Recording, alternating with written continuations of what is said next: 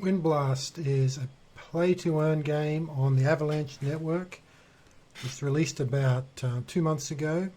There was a mint of 9,000 NFTs, which consisted of 4,500 riders and 4,500 wind.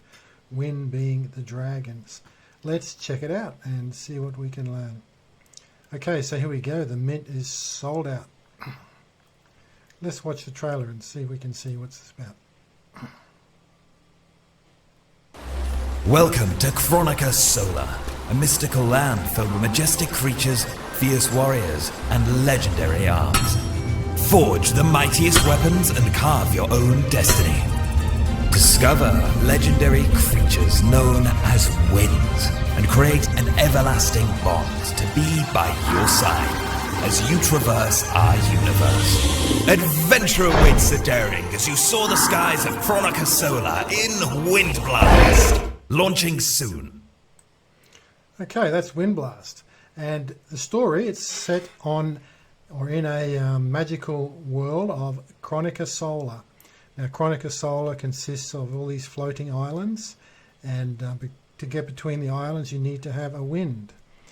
The game is like an auto chess game, so you can have a quick look at the battles and see what to expect when the game is eventually released. So let's have a quick look at that now.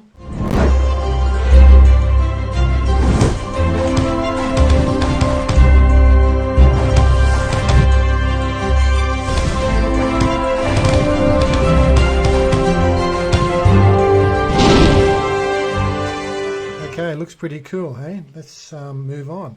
Now, within the game, we have the PvE, PvP, and to play or to go into battle, you need a blast unit. A blast unit consists of at least one wind, and on the wind you can add a rider. So if you put a rider on a wind, then you get extra stats. So the stats will stack up from the rider onto the wind.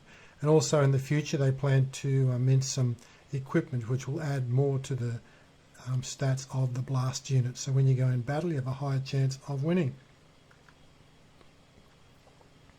Now the three factions that we have, Isia, Perlia and Vasima.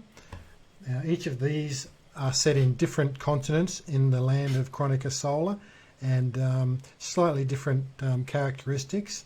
And if you're interested in this game, I suggest you go to their white pages and read about the lore, which is quite complicated and really well done, to be honest. And you can decide which one of these factions you want to be part of. As far as the game goes, at the moment it's not due to be released until the third or the fourth quarter, but in the meantime they're releasing the marketplace, which is an in-house marketplace, very shortly, plus some daily activities and the breeding.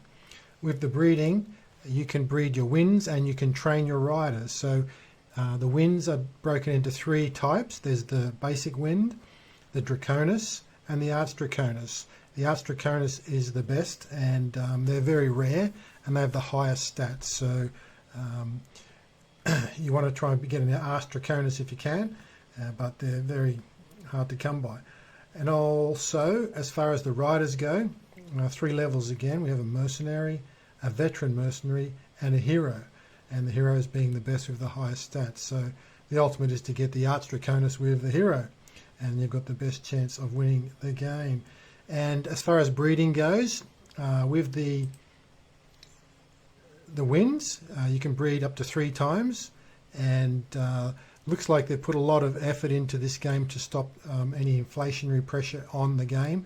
So limited to three breeds, and also within the breeds, it takes 14 days, I think, to breed a wind, and that can be reduced by completing some of the daily activities, which will be released soon. So there is a slight cost to the breeding, and it increases as you breed through. The tokenomics of the game, the main token is the crow, C-H-R-O. That's the it's going to be listed on an exchange, and that will be the the traded token. Within the game we have the WAMs, which is Westia Arch Magic Stones. These can be earned through doing your daily activities and used to purchase items within inside the game, but they're not tradable beyond the game. So looks like it's been well thought out and looking very good for a game that should be very engaging. So we're waiting to see any more releases of information. At the moment you can get the NFTs on the secondary marketplace. There's a few still available under the mint price. The mint price for the riders was 1 AVAX and for the win was 1.5. As you can see here, there's still a few, well not many, a couple under the mint price. So it's held up very well considering the market conditions. And each one of these NFTs, this is a rider for example, will have certain stats. You can tell the faction, the class, element and the type. And also you can see all the stats for the battle. Now they have two types of attack, a magic attack and a normal attack. You can see the damage, and with the riders these stats will stack onto the wind properties. So when you decide to buy an NFT, it's important to just check out the stats, do a bit of research and make sure you match up your riders with your wins. It's not necessary. The only thing is, if you were to breed or train riders, they need to be the same faction.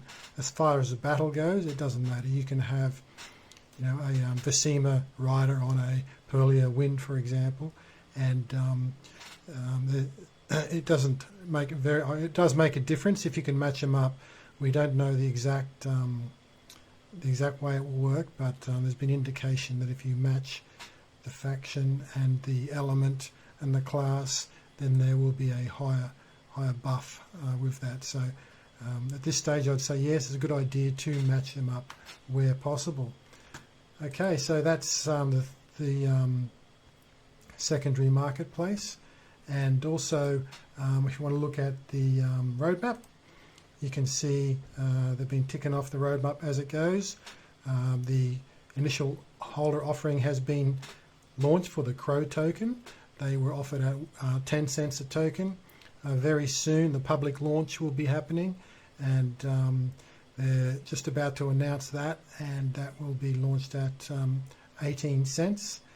The marketplace is under beta testing now, and that should be ready to go. So that means that all the NFTs can be traded, sold within inside the game, and then the daily activities and minigame and the breeding and training will come into play, and that should take us all the way through to the final game launch later in the year. So yeah, it's all coming together, and the team are very dedicated to making this game an enjoyable game to play, not just like a click-through play-to-earn game. It'll be engaging. It's got a complex lore, and also they have big plans of extending beyond just this game into other games. And what they have said is the NFTs from this game will be usable in any future games. So that's a great thing too. And it looks like they're in it for the long haul. And as far as I can tell, everything looks to be exciting, and I'm looking forward to the game release. Well, that's it. Thanks for watching that review of Wyndblast on the Avalanche network. If you want to comment, please comment below and I'll try and answer your questions. And yeah, have a great day everyone, and don't forget to subscribe.